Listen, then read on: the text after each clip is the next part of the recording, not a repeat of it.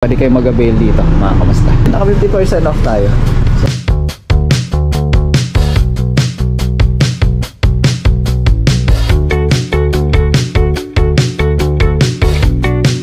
Dito na tayo sa La Trinidad Project mga kamusta na. Silipin natin yung taas. Oh, ilaw na ilalim. Ayun no. Yung tiles natin dito tuloy patapos sa ito yung sinasabi ko na nakasiruho pagka-cabinet using PVC board na may twist. Check pa natin, ayusin pa natin to. Ito kasi may kailangan tayong pondohan. Abangan nyo yung tutorial natin pagdating sa pagka-cabinet. Tao rin na gusto rin matuto, basta mga followers din natin.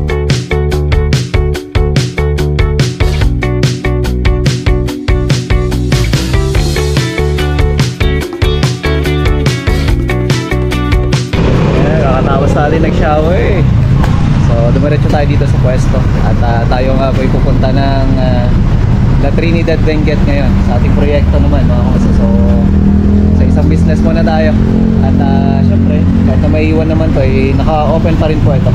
Mag-open tayo bukas Saturday. Ayan, pwede po kayo pumunta rito. Pwede kayo mag-avail dito mga kamusta. Naka 50% off tayo. So yun pa rin naman mga kamusta. Maraming salamat sa lahat po ng mga nag-avail ngayon ngayong araw na ito. Tara, biyahe na rin tayo. Dala natin si Raven kasi may mga karga tayo. Ako sana yung biyahe si Pula eh, pero ayan. So, may tiles tayo dala. At syempre yung iba pang mga materials na kailanganin ng tropa doon. Kaya na tayo. Bukas pupunta tayo ng Tarlac.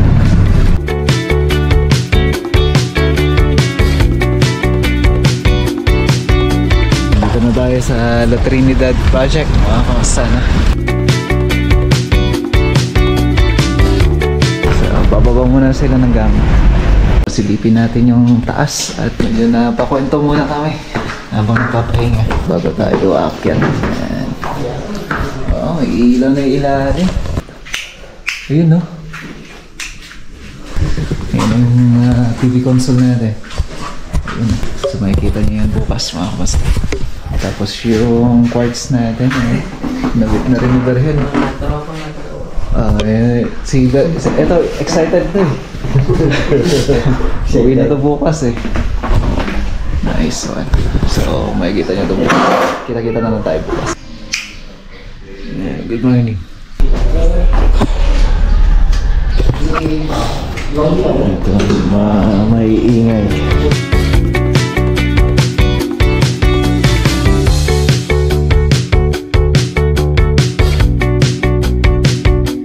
Tapos sa akin na video na.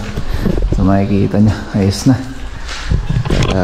Gusto ko i-share sa inyo ito mga kamusta na. Bali bibigyan ko kayo ng update dito sa panibagong vlog natin. Lalo na dun sa may tutorial natin. So may tutorial tayo kung ano nga ba yung ginagawa namin pintura or finish nung ating palang cabinet no? So hindi siya ano nga ba yung ginagawa namin? Ano nga ba yung paraan namin? So ngayon, nagre-prepare sila ng pangumagahan. Pero ako naman, syempre check na natin yung mga nagawa tsaka gagawin. Tuloy dito may mga PVC fluted natin. Yan. Na papunta dito sa may stair natin. So kagabi kasi talagang inikutan ko na rin to para makita nyo. Ito kasi fluted panel yan yung nandun.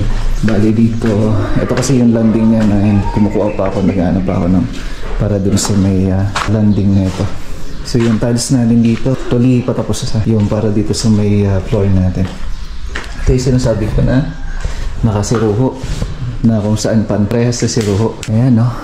Yan pagka ayan naligyan na ng strip light ayos na. So yung wardrobe natin nasimulan na rin ho namin using PVC board mga kamusta no. Tingnan nyo naman.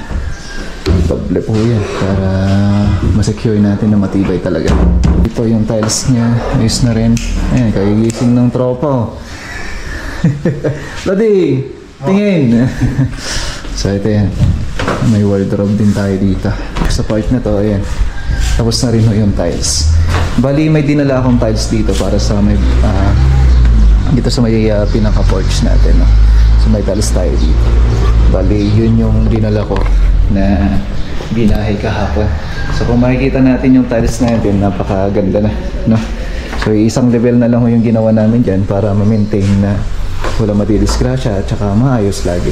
Dito i-clear na ho namin to At makikita nyo na yung outcome dito sa may cabinet natin. At abangan nyo po yan. Ayan. So bali, panoorin nyo yung full video natin or yung paraan natin sa pagka-cabinet using PVC board na may twist. Sabi ko nga, parang tayo palang gumagawa na. Pero i-check ko na rin yung tangke natin dito. Bali, 4 na tangke to. Ito wala pa. Ito may float bulb to. Dito yung ball bulb natin. I-check pa natin, ayusin pa natin to. Ito kasi may kailangan tayong pondohan pagdating dun sa isang business pa nila na darating. Kaya inaayos na rin natin. Lalaki oh. So kailangan mapuno yan lagi para mapondohan. Kasi alam nyo po yung pinakamahirap dito sa La Trinidad. Although ito ay isang bundok na sagana sa tubig, hindi nila inahayaan na nagdi-deep well ka. Kumbaga kung ano lang yung mga authorized at saka mga distributor na po pwedeng magbigay sa inyo ng tubig, yun talaga yung bibigay lang. Meron kasi dito mga nagrorota lamang na kumbaga magsusupply lang ng tubig. Tangke-tangke po yan. So yun po yung isang challenge dito sa La Trinidad na kailangan din nagtitipid ka rin sa tubig. Kung puro ganun, syempre binibili naman natin yan. So hindi kagaya doon sa lugar natin na talagang doon din sagana sa tubig din doon. Pero yun, kahit sino pwede kang mag deep well. Dito hindi pwede, lalo na dyan sa bandang Baguio mga kamasta. So yun po talaga yung isang regulation nila dito na talagang kailangan sundin. Sarap sa pakiramdam dito tayo ulit sa La Trinidad. Yung sabi ko nga, yung ilang araw ko na inasikaso yung pwesto natin, nakakamiss din, no? Na nandito tayo ulit. Abangan nyo yung tutorial natin pagdating sa pagkakabinet na alam kong magbibigay idea hindi lamang po sa mga nag-uumpisa kundi sa mga tao rin na gusto rin matuto, basta mga followers din natin. Kita-kita tayo sa sunod na kabanata ng vlog na to. God bless po and good morning.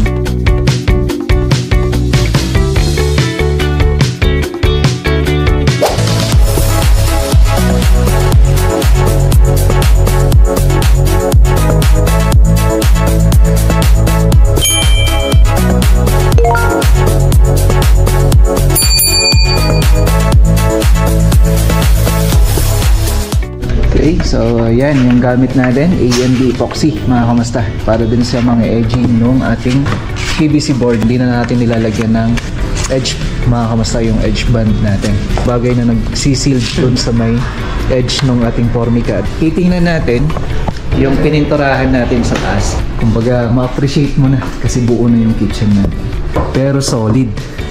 Yan ang kagandahan niya.